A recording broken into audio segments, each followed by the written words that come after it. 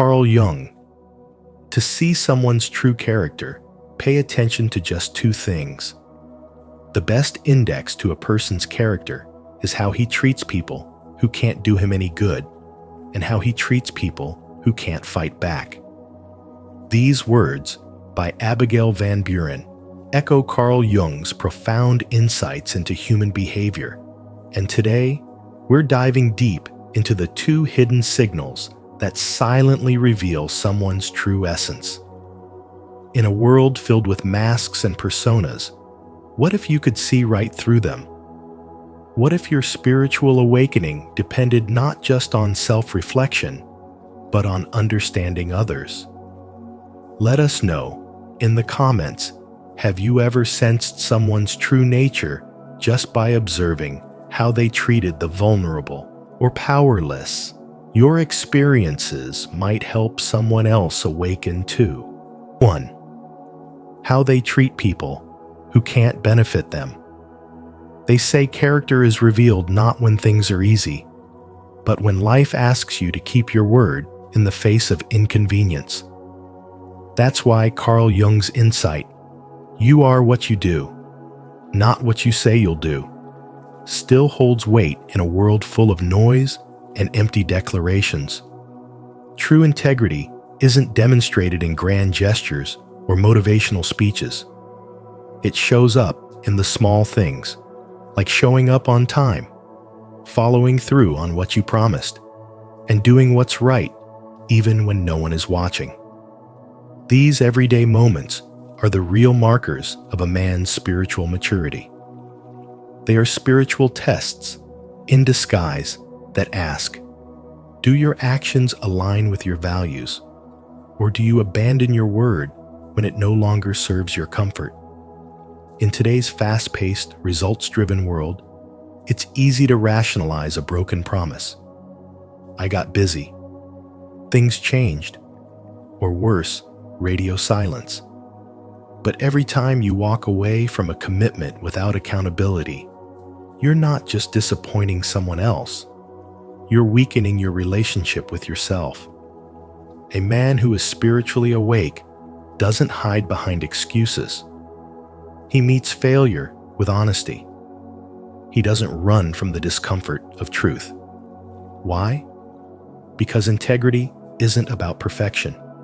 It's about owning your impact and repairing it with grace. Keeping your word, especially when it's inconvenient, is a mirror of your internal order. It reflects a spiritual alignment, a self-discipline that comes from knowing who you are and what you stand for. Let's bring this down to earth.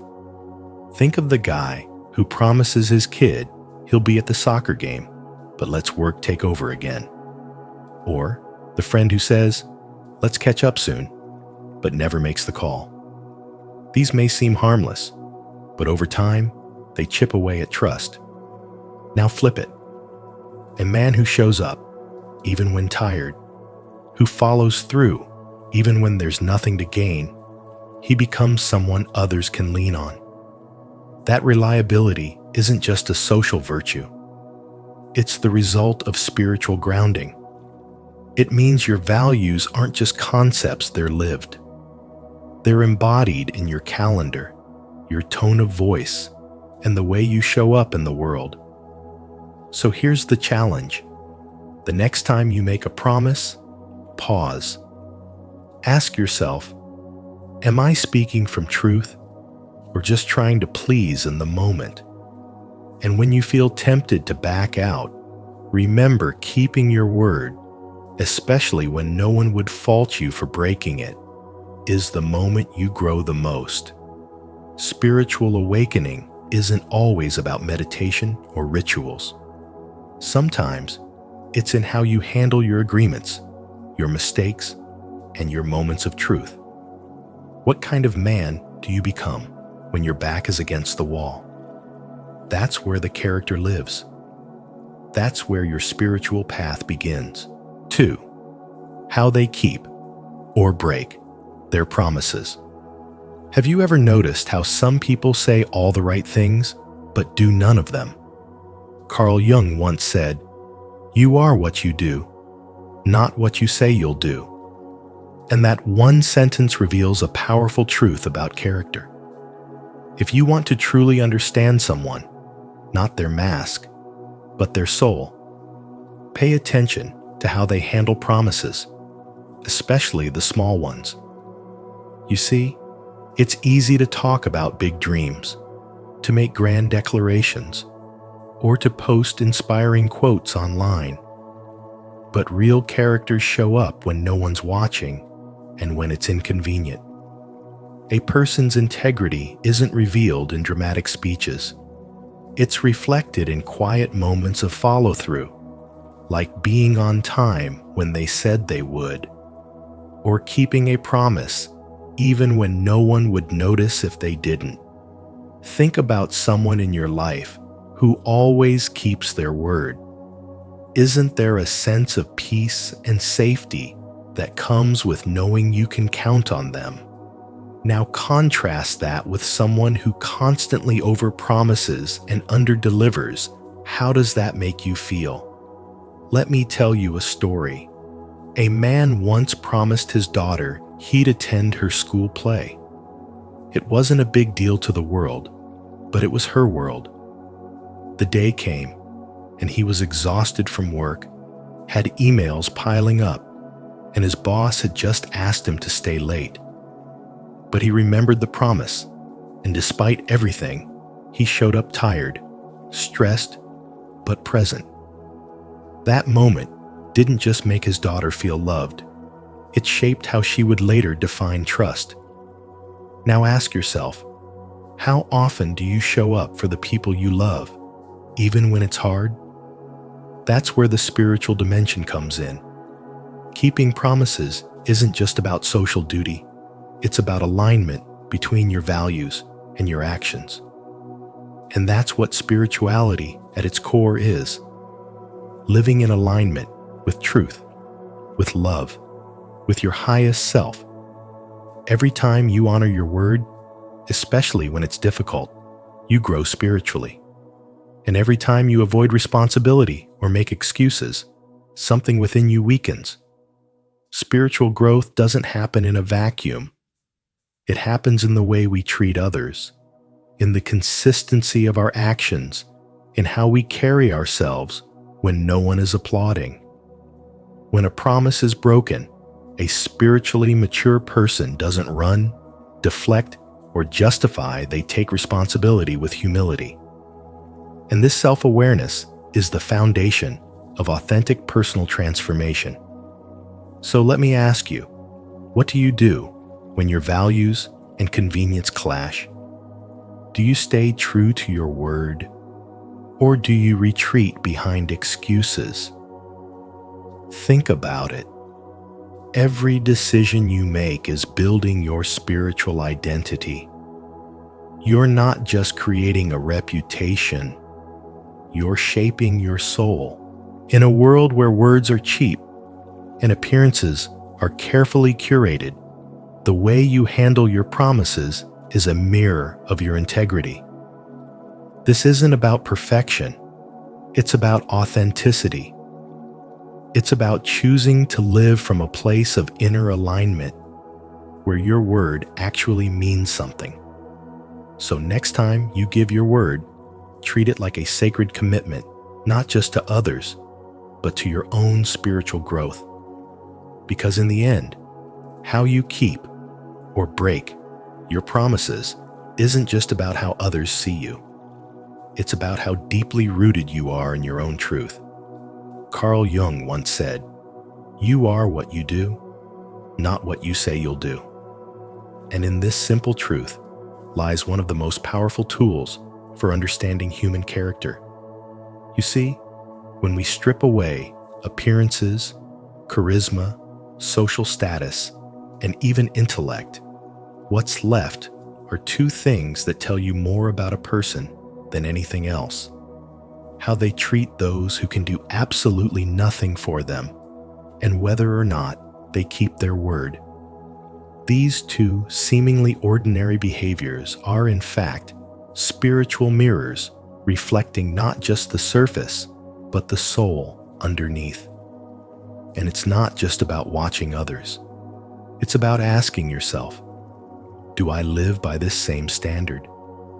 In a world filled with filters and performances, where promises are broken with a shrug and kindness is often a transaction, spiritual wisdom teaches us to look deeper. When someone helps a stranger without expecting recognition or reward, when they speak respectfully to someone society deems less important, that's not just decency. That's the soul speaking without words. And when a person keeps their promises, even the small ones, even when no one is watching, that's integrity in motion. Carl Jung believed that the unconscious always reveals itself through action, not intention. So what do these actions tell us? That true character isn't loud. It doesn't beg for attention. It shows up quietly, consistently, and especially when no one's watching. So let me ask you, who you are when there's nothing to gain? Do you honor your commitments, even when it's inconvenient? Because how you treat people who can't elevate you, and whether you live by your word, isn't just a reflection of your values, it is your values. And maybe the most powerful part of this is realizing that you have the power to build trust, to attract genuine relationships, and to grow spiritually just by showing up with authenticity. What if you stopped judging character by charm and started watching for those subtle moments, like how someone talks to a waiter, or whether they follow through on a promise they made months ago? These small moments are the keys to spiritual awakening, not just about others, but about yourself. Because as you begin to notice these signs in others, you'll also become more aware of your own patterns, your own truth, and your own path to inner alignment. So next time you want to understand someone, don't ask how successful they are or how well they speak. Pay attention to how they treat the unnoticed and how they honor their commitments.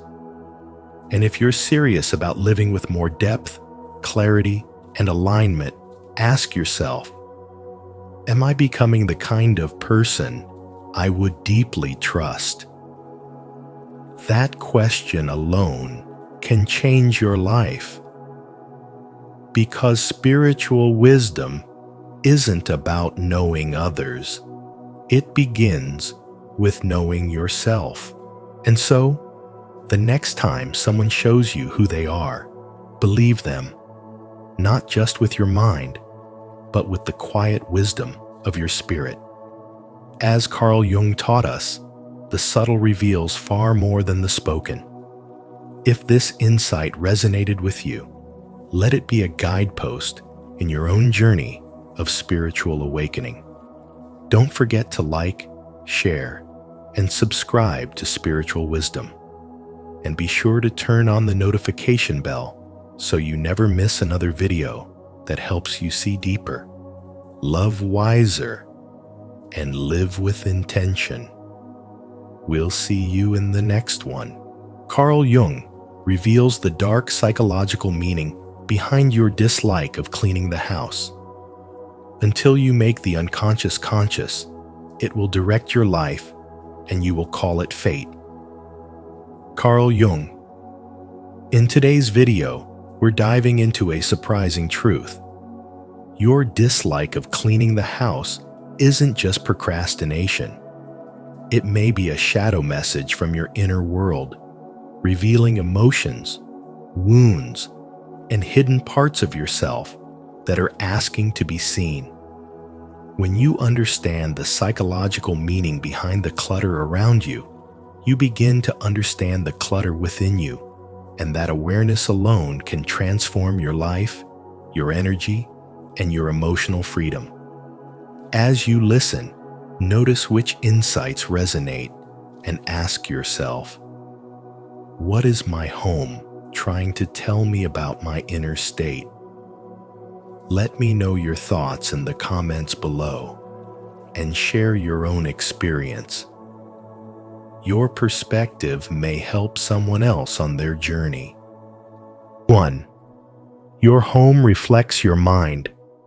Your home reflects your mind in ways far deeper than most people realize, because the physical space you live in is a mirror of your psyche, quietly revealing what the conscious mind avoids confronting. When Carl Jung spoke about the outer world being a symbolic expression of the inner world, he pointed directly to the truth that the environment you create around yourself is never accidental. The clutter on your table, the clothes draped over a chair, the dishes you keep telling yourself you will wash tomorrow. These are not simply tasks left undone. They are emotional signals. They represent the chaos, avoidance, and unprocessed feelings that sit beneath the surface of your awareness. The disorder becomes a physical expression of the unresolved conversations within you, the suppressed memories you do not want to revisit, and the lingering emotional weight you have not yet had the courage to lift. Avoiding cleaning, then, is not laziness, but an unconscious resistance to facing hidden parts of yourself, because every item out of place pulls on an emotional thread you may not be ready to follow. Dust, settling in the corners, mirrors the stagnant places in your inner world. Piles of clothes resemble identities you have tried on, outgrown, or abandoned, but never fully released. Unwashed dishes become symbols of emotional responsibilities you continue to postpone. Jung's insight that the unconscious always seeks expression becomes obvious the moment you pay attention to your environment, because everything you have avoided internally eventually manifests externally, asking you to notice what your spirit has neglected. This is why cleaning the house can trigger discomfort. It is not the physical labor, but the emotional confrontation. Every corner you touch forces you to acknowledge something within yourself. When you move objects, you disturb the stillness around memories you tried to ignore. When you throw things away, you symbolically release parts of your past. When you reorganize a space, you realign your internal world toward clarity. Cleaning becomes a quiet form of spirituality, a subtle spiritual awakening in motion, because it invites you to face your own energy rather than escaping it. Your home becomes a map of your emotional state, showing where you feel grounded, where you feel overwhelmed, and where your soul has been asking for renewal. As you begin to understand this, cleaning transforms from a chore into a dialogue with yourself. You start to see that restoring order outside helps restore order inside. Each surface you wipe becomes a clearing of stagnant emotions. Each object you place intentionally becomes a reaffirmation of who you are becoming. The act of creating cleanliness becomes a form of claiming your inner space again. And the more you engage with your environment consciously, the more your inner world responds by shifting from confusion to clarity, from heaviness to movement, from emotional resistance to emotional flow. Cleaning becomes not a task, but a symbolic healing ritual, a way of bringing light to the parts of your psyche that have remained in shadow for too long. So when you feel the resistance to clean, you can now recognize it as a message from the unconscious. The clutter is not mocking you, it is calling to you. Your home is trying to show you where you have been overwhelmed, where you have been avoiding yourself, and where something inside you is ready to transform. And as you gently bring order to your physical space, you open the door for your soul to follow. allowing your spirituality, your emotional clarity, and your spiritual awakening to rise naturally from within. If today's insight opened your eyes, comment below. I choose clarity to show your commitment to creating a home and a mind that truly supports your growth. 2. Mess as symbolic communication. When you begin to look at the space around you with deeper awareness, you realize that every unwashed dish, every pile of clothes left waiting, and every dusty corner is far more than a physical inconvenience. They are symbolic messages rising from the unconscious, forming a quiet psychological language that reveals what your inner world has been trying to say. The clutter becomes a subtle reflection of your emotional state, showing you exactly what you have postponed, avoided, or denied, because your home is not just where you live. It is an external expression of your inner landscape, shaped by your emotions, your memories, and the unresolved pieces of your past. Carl Jung often reminded us that until you make the unconscious conscious, it will direct your life and you will call it fate. And when you walk through your home, you can see this truth in action. The untouched stack of papers mirrors the decisions you feel afraid to confront. The neglected laundry reflects the responsibilities you feel unprepared to carry. And the dust lingering in the corners represents the emotions you have allowed to settle, because facing them feels heavier than ignoring them. As uncomfortable as it may be, what you refuse to clean is often the exact thing your soul is urging you to acknowledge, because the resistance is never about the task itself. It is about the meaning behind it. As you move through each room, you begin to understand that the mess is not judging you, but guiding you, showing you where your psyche feels overwhelmed or disconnected, and revealing the internal blocks interrupting your spiritual development. This is where spirituality becomes practical and personal, because tending to your environment becomes a form of self-dialogue, a way to face the parts of yourself that have been quietly asking for your attention. When you clean a closet, you are not just reorganizing objects, you are clearing mental space. When you wash dishes, you are rinsing away emotional residue from the day before. When you sweep the floor, you are symbolically sweeping away the stagnation inside you. These simple actions become transformative because they connect your physical world with your inner world, showing you that caring for your space is an act of caring for your soul. By seeing your home in this deeper psychological and spiritual way, you begin to approach clutter with compassion instead of shame. You start to understand that your environment is not a reflection of failure, but a map pointing toward the parts of you that need healing, grounding, and intentional attention. Cleaning becomes a spiritual practice, a quiet ritual of alignment where your hands move through physical objects while your mind softens and your heart opens. Each small task becomes a step toward harmony, revealing that spirituality is not something separate from ordinary life. It is woven into the way you create order, restore balance, and honor your inner state through the care of your outer world.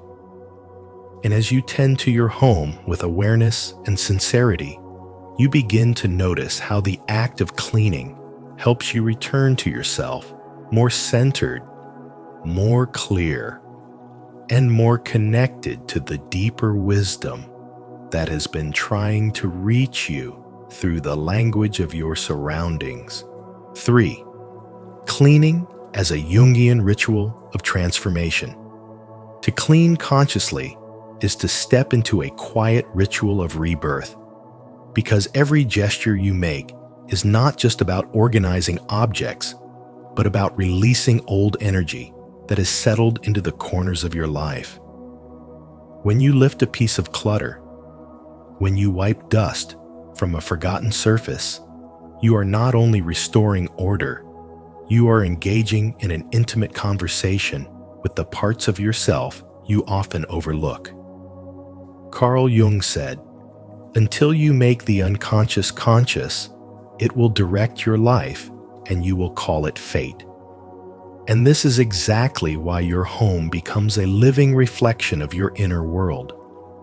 The mess you see outside is often the emotional and psychological weight that sits within you. Cleaning, when done with awareness, becomes a gentle yet powerful bridge between your conscious and unconscious mind, what Jung called individuation, the process of integrating your shadow and your light so you can reclaim your whole self. When you avoid cleaning, it is rarely laziness. It is a silent resistance to facing the parts of you that feel overwhelmed, unbalanced, or unresolved. Your environment holds memory. It holds unspoken stories. It holds emotional residue that you have not yet had the courage to acknowledge. So when you avoid wiping that counter or clearing that corner, you are not avoiding the task.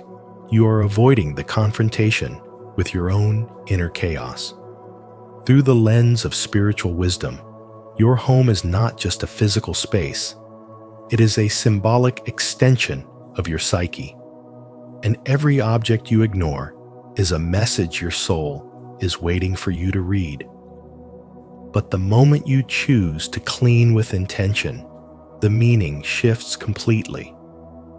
Each movement becomes a quiet transformation of matter and meaning, because as you release the buildup in your outer world, you begin releasing the buildup within your inner world as well.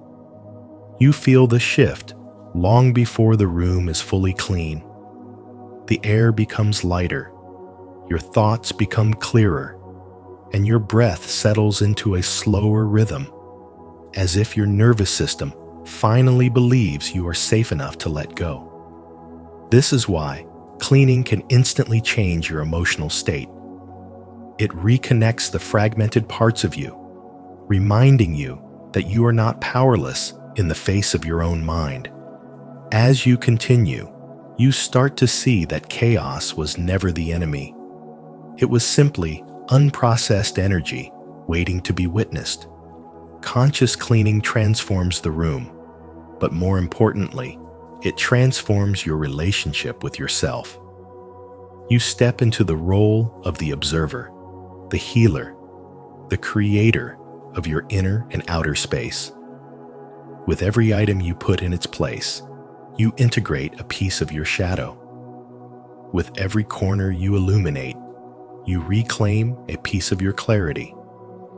With every decision you make, you remind your subconscious that you are present, awake, and willing to participate in your own transformation. And as you move through your home with this deeper understanding, cleaning becomes less of a chore and more of a spiritual conversation between who you have been and who you are becoming. You realize that order is not the goal. The goal is alignment, presence, and the courage to face the emotional dust that is settled inside you. And in that quiet, intentional movement, you embody the deepest message of Carl Jung's teachings, that true change begins not in the grand moments, but in the small, conscious acts through which you choose to meet yourself fully.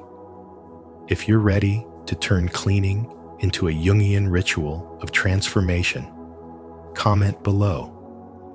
I restore my inner space. Let this be your commitment to your own spiritual growth. 4. The archetype of purification. Cleaning has always carried the quiet echo of ancient purification rituals, where bathing, sweeping, or washing were never just chores, but symbolic acts of clearing psychic residue from the soul.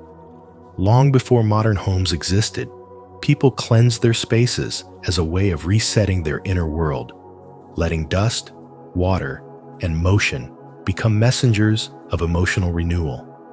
In this sense, your dislike of cleaning is not laziness. It is the psyche sensing that purification requires inner confrontation. And as Carl Jung taught, what you resist persists, meaning the more you avoid this symbolic cleansing, the more your inner clutter quietly grows. Water, in Jung's symbolic language, represents the unconscious with all its hidden emotions, unspoken memories, and dormant truths.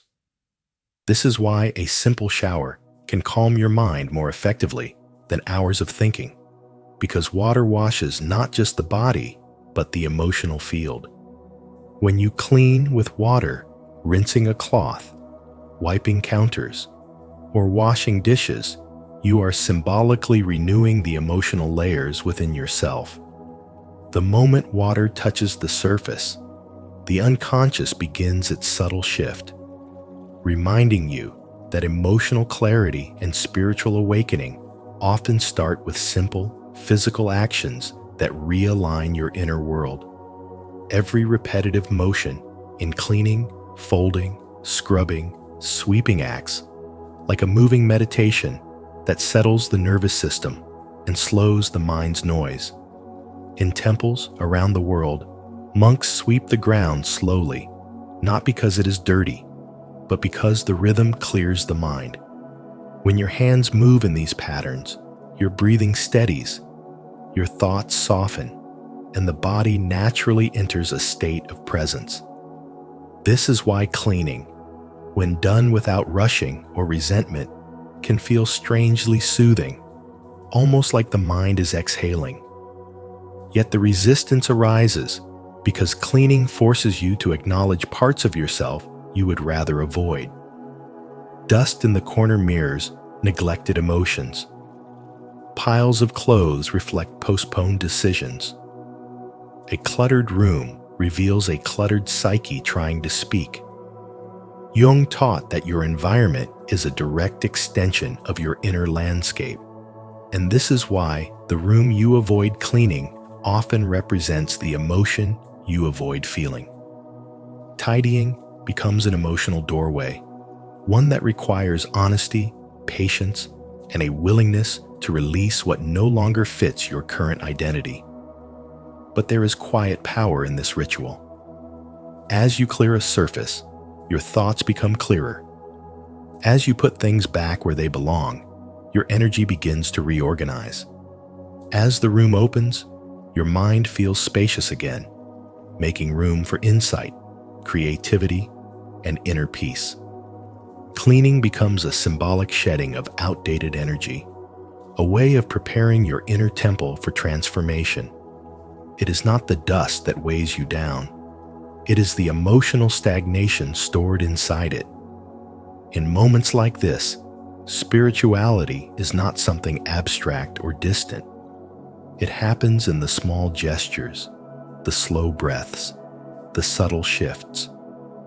Each act of cleaning becomes an invitation to step deeper into your spiritual awakening, reminding you that healing does not always come through grand rituals. Sometimes it happens through the gentle movement of your hands as your inner and outer worlds slowly return to harmony. 5. Resistance and shadow work. When you resist cleaning your space, you are not simply avoiding a chore. You are confronting the ego's defense mechanism, a subtle psychological shield protecting you from seeing truths you are not yet ready to face. Carl Jung described this as shadow resistance, the unconscious pull that keeps you clinging to familiar chaos because change feels more threatening than disorder. Your mind convinces you that the mess is harmless, but every untouched corner reflects an untouched emotion. The clutter becomes a quiet hiding place, where your unprocessed fears, disappointments, and doubts stay comfortably buried. Even when the room frustrates you, a part of you chooses it because it mirrors what your inner world has carried for years. As you move through your home, each pile of clothes, each stack of dishes, each layer of dust becomes a symbolic message written by your unconscious. The ego whispers that leaving things as they are is safer than confronting the discomfort that comes with transformation. Jung taught that the shadow does not ask for perfection, it asks for honesty. And honesty often begins in the smallest, most ordinary places. When you avoid cleaning, it is not laziness. It is a silent ritual of pain, a way of saying, I am not ready to move forward, without ever speaking the words aloud. In spirituality and spiritual development, this avoidance reveals where your inner light is blocked, where healing has not yet been allowed to enter. Shadow work invites you to look beyond the surface and see what the disorder is trying to tell you. Familiar chaos becomes a cocoon that protects you from the emotional clarity you secretly fear. A clean environment demands accountability. It forces you to see yourself without distraction. A messy one gives you permission to postpone growth.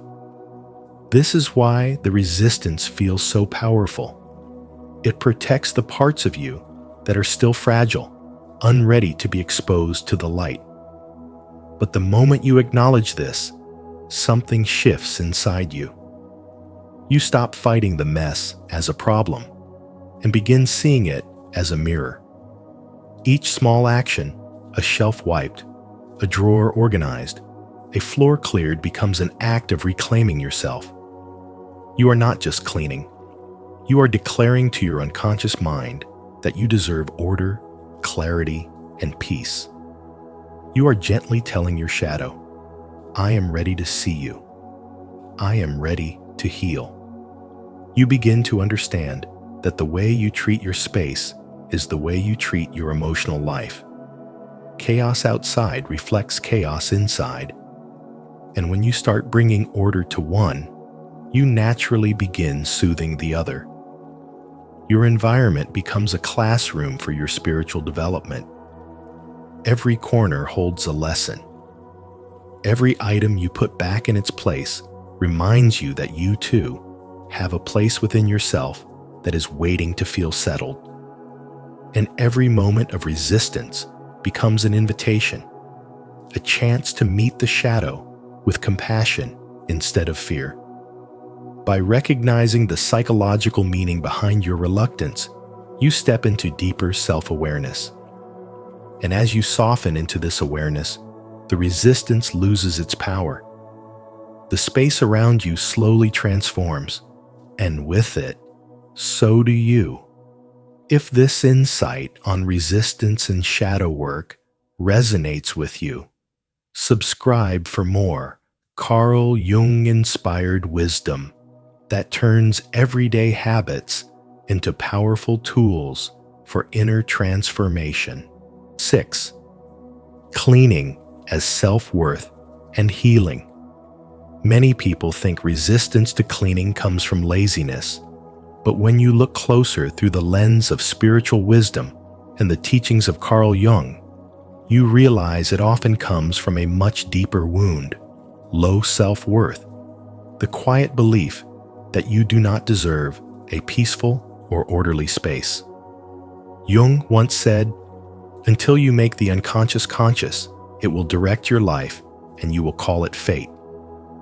And this truth becomes painfully clear when you avoid cleaning, because the clutter in your home begins to mirror the clutter inside your heart. When you walk past a pile of clothes or ignore the dishes in the sink, you are not just avoiding a task, you are avoiding a part of yourself, a part that has forgotten it deserves clarity, beauty, and breathing room. This is why, the moment you pick something up with intention, your soul feels it immediately. something wakes up inside you, as if your inner self whispers, "You are choosing to live again."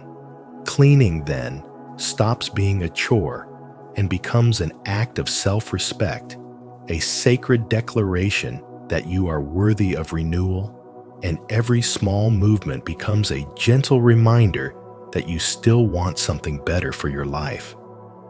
As you continue, you begin to notice something strange but powerful. Your energy shifts. You breathe a little deeper. You stand a little taller. You begin to reclaim parts of yourself that you abandoned when you stopped believing you were worthy of peace. Carl Jung taught that the soul speaks through symbols, and your home is one of the clearest mirrors of your unconscious mind. A messy room becomes a map of stagnation, a sign of emotional exhaustion, or even a quiet protest against a life that has felt too heavy. But when you move with purpose, even in small steps, you break the spell. You remind your unconscious that you deserve care, you deserve order, and you deserve to feel alive within the walls of your own life. Cleaning becomes a sacred ritual of dignity, not a punishment. It becomes the moment you tell your past pain, "You do not control me anymore." With every item put in its place, you rebuild your vitality. With every corner you clear, you make space for new energy, new clarity, and new beginnings. Jung believed that healing does not always come from grand breakthroughs. Sometimes it arrives quietly, through simple daily acts that reconnect you with your forgotten worth. As you clean, you are not just restoring your home, you are restoring yourself. You are choosing to honor your spirit. You are choosing to awaken to your value. And when you begin to feel that shift, even just a little, you start to understand that cleaning is not merely a task. It is an intimate journey back to the truth that you deserve peace. You deserve beauty, and you deserve a life that reflects the strength and light you carry within. 7. The home as a living temple. Your home is more than a physical structure. It is a quiet, breathing extension of your soul, reflecting truths about you long before you speak them. Carl Jung often reminded us that the outer world mirrors the inner one, and nowhere is this more visible than in the space you live in each day. The walls hold your unspoken emotions. The arrangement of your belongings reveals the rhythm of your inner life, and the energy of each room reflects a different part of the psyche you may not always acknowledge. When you step into the kitchen, you are entering the symbolic hearth of your personal power, the place where nourishment and energy are created. The way you maintain it often speaks to how you handle your own inner fire, whether you tend to it with care, ignore it out of exhaustion, or push it aside because facing that power feels overwhelming. As your eyes move toward the windows, you're not just looking at pieces of glass, but at symbols of truth, insight, and illumination. Clean, open windows reflect a mind willing to receive clarity. Covered or clouded windows suggest the opposite, a hesitation to let in the light of awareness, to see yourself without filters or excuses.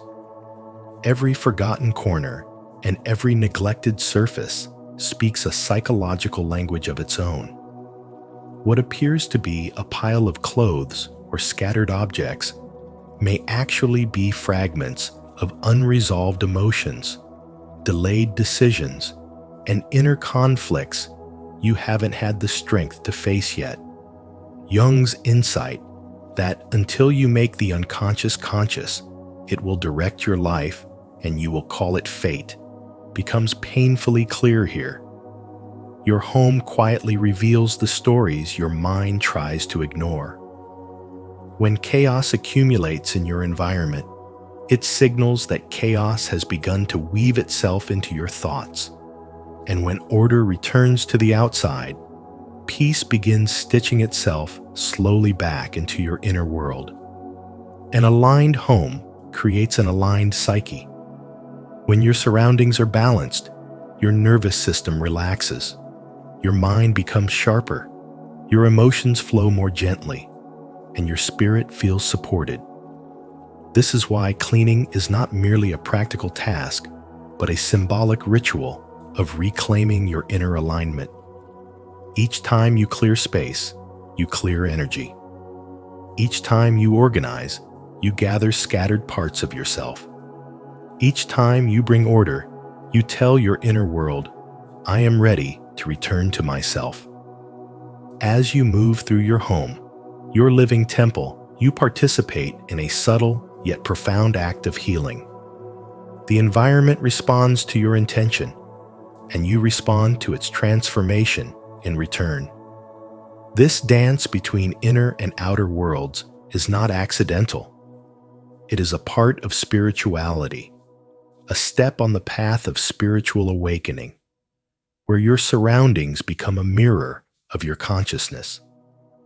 When you treat your home as a sacred extension of your being, you begin to feel how every shift in your space echoes a shift inside you. And the more lovingly you tend to that space, the more effortlessly your spirit begins to rise. Leave a like and subscribe to the channel, and turn on the notification bell so you never miss any powerful insights like this. And if you're ready to honor your home as the sacred temple of your inner world, type in the comments, my home reflects my highest self. 8. Integration. From shadow to wholeness. When you explore the idea of cleaning through Carl Jung's perspective, you begin to see that this simple act is really a form of inner integration. Because every time you clean, you are not just organizing objects, you are quietly bringing your light and your darkness back into harmony. Jung taught that whatever you avoid externally mirrors something unresolved internally. So when you resist cleaning, it is not because you lack discipline. It is because a part of your unconscious is revealing what feels scattered, heavy, or forgotten within you. Cleaning becomes a living symbol of the inner sorting process that spirituality and spiritual development always demand. Deciding what memories to release, which emotions need attention, which beliefs no longer belong, and which aspects of yourself are ready to be reclaimed. When you pick up a single item and return it to its place, you are practicing the same inner movement of putting your emotional life back into order. When you clear a surface, you are clearing mental fog. When you sweep a floor, you are sweeping the parts of your psyche that are asking for renewal. Because of this, cleaning is never about creating a perfect home. It is about healing through awareness, about letting matter and mind move in synchronicity instead of conflict. Your house does not need to be flawless, but it becomes a mirror that speaks to you, showing the exact state of the relationship between your consciousness and your soul. A cluttered corner reflects a cluttered emotion you have put off. A disorganized room mirrors a part of you that feels ungrounded. A task you keep avoiding reveals a truth you are not ready to face. Jung's famous reminder, until you make the unconscious conscious, it will direct your life and you will call it fate, reveals its full power here. Because the more you avoid your environment, the more your inner world stays untouched, unintegrated, waiting for you to finally look at it. Cleaning then becomes a gentle form of shadow work, not dramatic or overwhelming, but steady, grounding, and deeply human. When you clean with awareness, You start noticing how your energy shifts. The air feels lighter. Your chest loosens. Your mind becomes quiet enough to hear yourself again. This is the real transformation, the subtle restoration of the connection between your inner self and the physical space you live in. The act of cleaning becomes a spiritual ritual, simple, practical, and powerful, showing you that healing often begins with small movements. And as you continue, you learn that integration is not about erasing the darkness inside you, but about understanding it, accepting it, and giving it a rightful place so that your entire being can breathe in unity.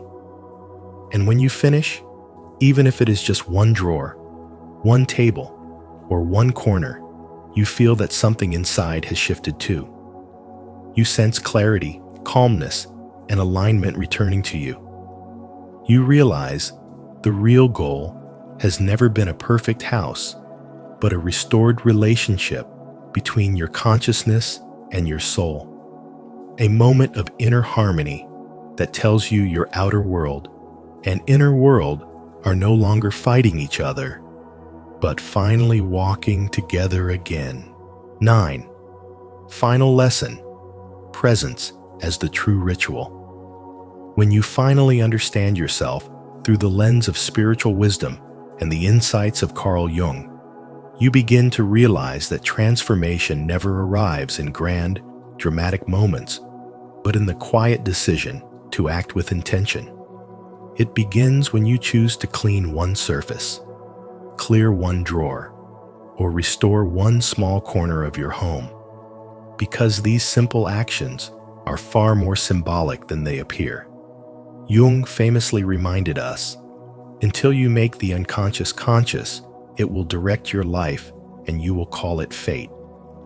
And this truth becomes strikingly clear the moment you notice how your resistance to cleaning is not about laziness, but about the emotions, memories, or internal chaos that these tasks quietly expose.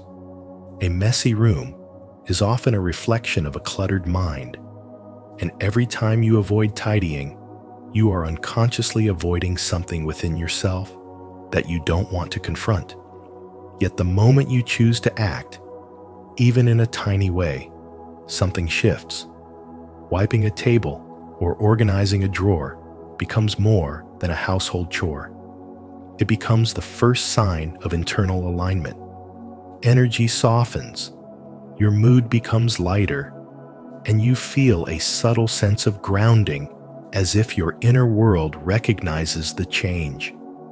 Scientists have long said that our physical environment shapes our neural patterns, and spiritual teachers echo this through generations, reminding us that outer order triggers inner renewal. When you take a deep breath and return to the present moment while cleaning, you give your mind a chance to reset, recalibrate, and reconnect to a calmer rhythm. William James once said, "The greatest weapon against stress is our ability to choose one thought over another." And choosing to clean consciously is exactly that, a choice to interrupt chaos with clarity. As you move through your space with intention, presence becomes its own form of prayer. You start to feel how the very act of attending to your environment is also attending to your soul.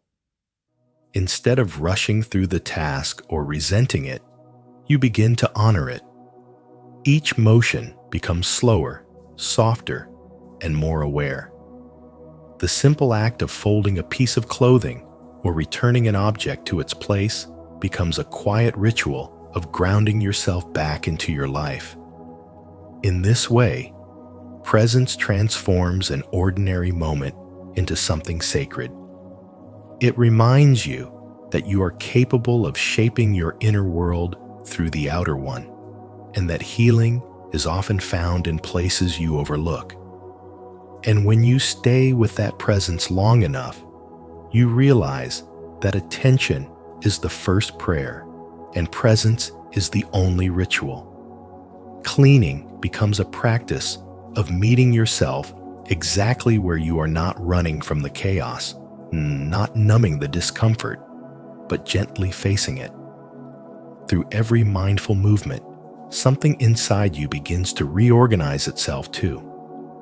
Your energy becomes clearer, your emotions settle, and a softer, steadier version of yourself emerges.